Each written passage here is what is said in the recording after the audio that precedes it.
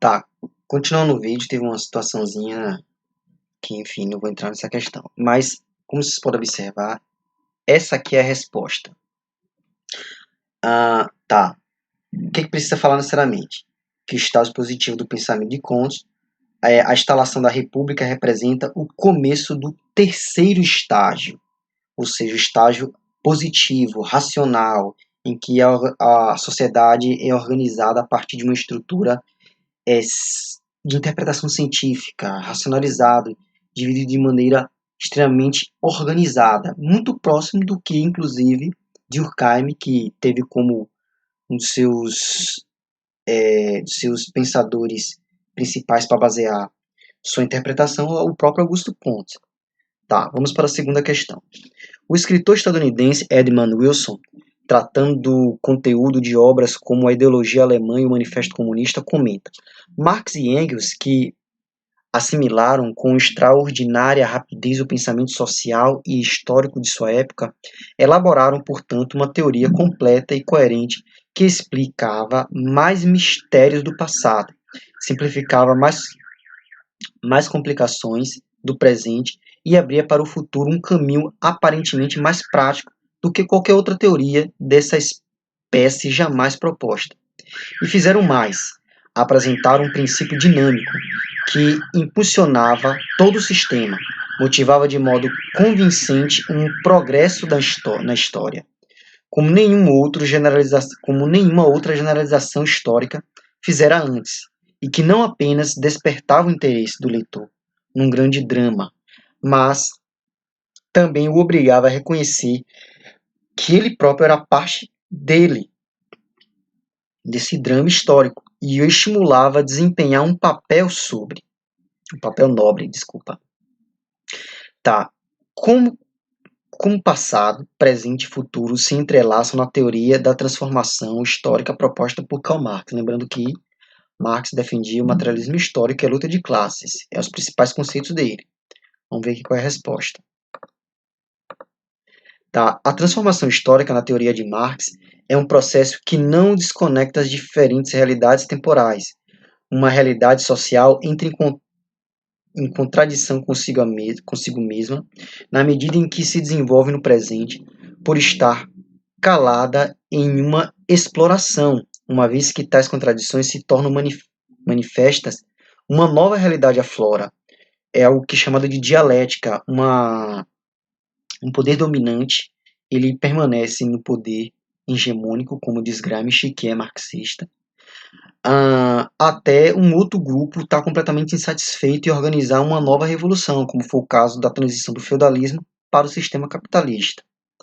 Tá? Na teoria de Marx e Engels, qual seria esse princípio dinâmico ao qual o texto se refere?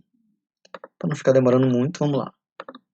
O princípio dinâmico, o fator que define as transformações históricas, é a luta de classes, como nós já discutimos aqui. Na concepção de Marx e Engels, é útil apontar ao aluno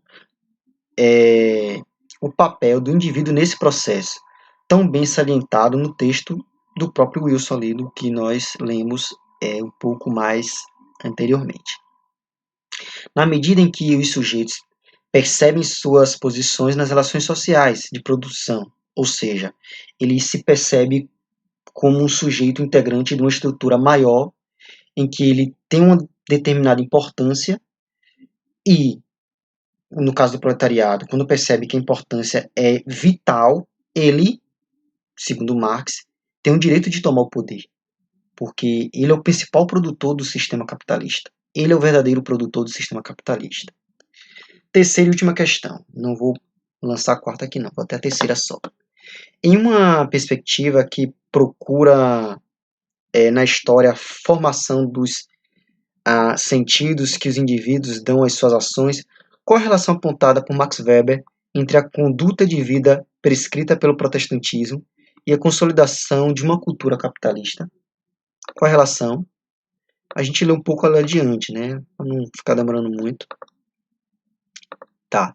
Diferente de Marx e Durkheim, Weber entende que a formação do capitalismo melhor se explicará se as motivações individuais de acumulação de capital e impulso ao trabalho é um fator cultural, tem por base um elemento moral de um determinado grupo social, que são os calvinistas.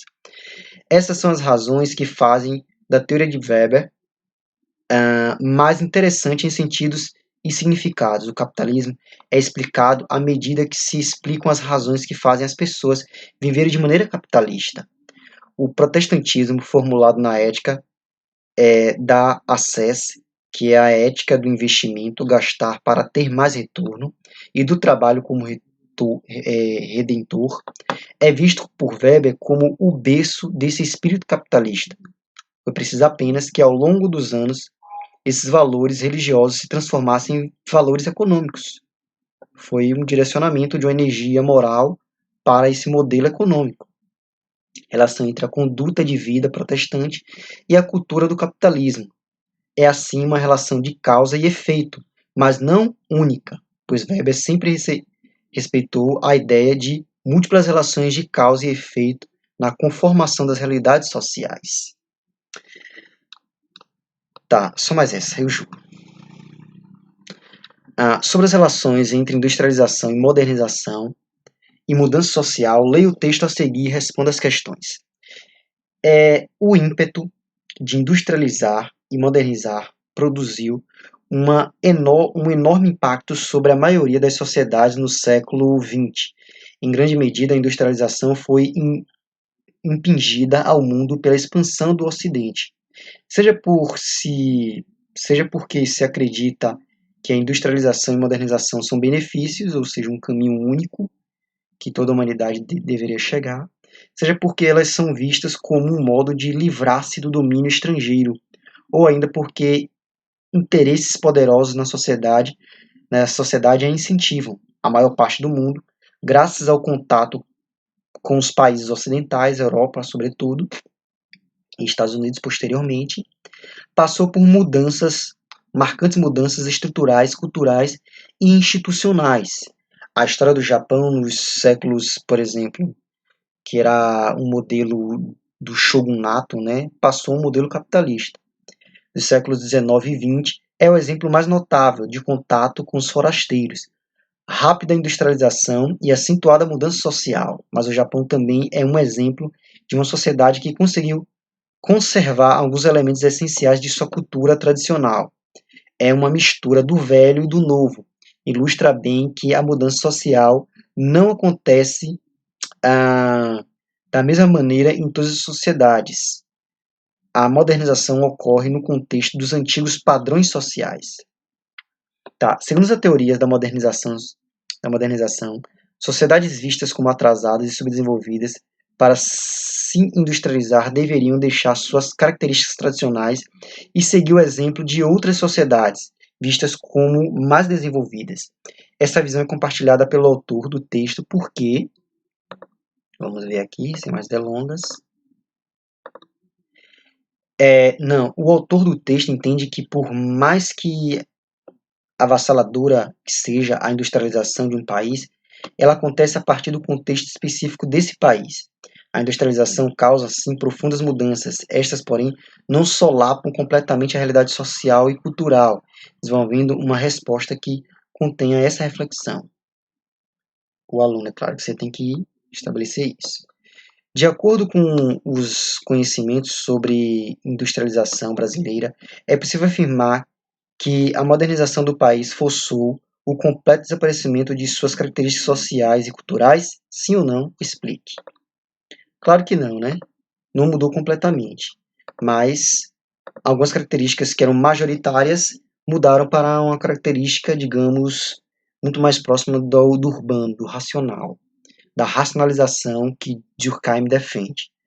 Trata-se da mesma reflexão proposta no primeiro item, mas direcionada ao caso brasileiro. As características culturais e sociais brasileiras produzidas e reproduzidas ao longo da história do país ainda estão sendo vivenciadas atualmente em conjunto com nossa industrialização.